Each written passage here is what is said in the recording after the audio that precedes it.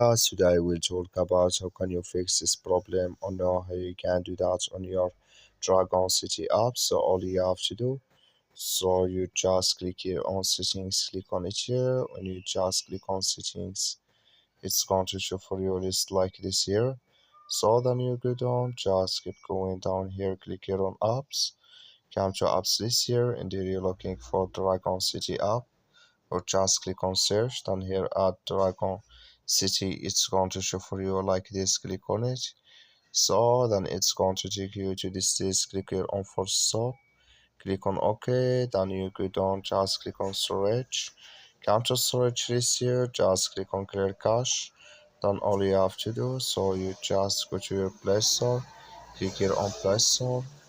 So then here you search for Dragon City. It's going to show for you like this.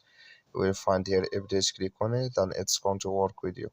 That's all you have to do. Thank you for watching. Don't forget to support us by like and subscribe.